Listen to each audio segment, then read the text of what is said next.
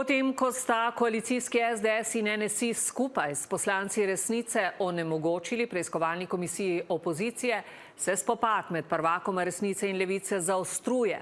Po ostrem pismu Luke Mesca, da je predsednik parlamenta ignoriral opozorila, da glasovalne naprave ne delujejo, Zoran Stevanović zdaj Mescu očita največjo prevaro v zgodovini parlamenta.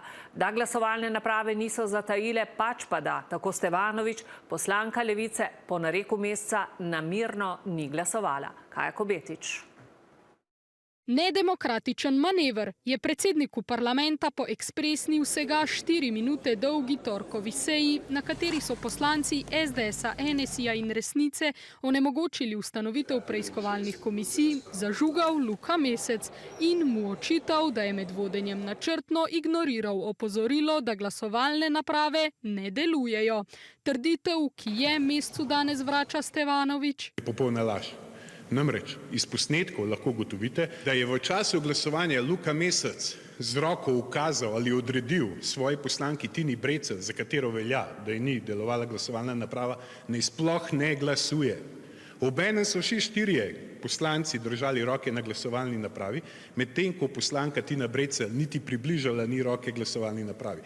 Torej, ni glasovala. Jaz tega, kot rečeno, niti nisem opazila, o čemer vi zdaj govorite, tako da tukaj nekih takih napotkov ali signaliziranj, o katerih vi govorite, ni bilo. Se pa pogosto obračamo, med sabo pogovarjamo, tudi usklajujemo. Podobno kot Luka Mesec je na tem istem glasovanju namreč storila tudi vodja SDS-ovih poslancev Jelka Godec. Svojim kolegom, ki so na to glasovali proti, je takole pokazala prst navzdol.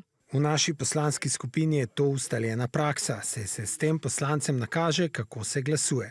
O samem glasovanju se dogovorimo na sejah poslanske skupine. Se ni potrebno ukvarjati z vsebino, se potem delajo taki tehnični konstrukti. In zakaj evidence niso zabeležile glasovanja poslanke Levice, ki izida sicer ne bi spremenil, sama, če tudi posnetek tega res da ne dokazuje, trdi. Jaz torej sem pritisnila, meni je znak plus gorel, zagotovo. Strokovne službe so naknadno preverile delovanje vseh glasovalnih naprav in ugotovile, da so popolnoma vse glasovalne naprave delale. Česar pa nam v parlamentu danes niso ne potrdili, ne zanikali, le da so vzroki za tehnične težave različni in lahko izhajajo tudi iz same uporabe glasovalne naprave. Da Stevanović s tem le preusmerja pozornost, mu očitajo v Levici, saj da je, ko je kot predsednik parlamenta glasoval proti dnevnemu redu, kršil ustavo, poslovnik in zakon. Se pravi, če nekdo glasuje po lastni vesti, je to bojkotiranje dela parlamenta. Opozicija je zahtevo za ustanovitev preiskovalnih komisij vložila ponovno, a tokrat z varovalko. Predlagajo namreč, da na seji obravnavajo še zakon Resnice glede zastav na pročeljih javnih ustanov, da poslanci Resnice tako ne bi ponovno glasovali proti dnevnemu redu.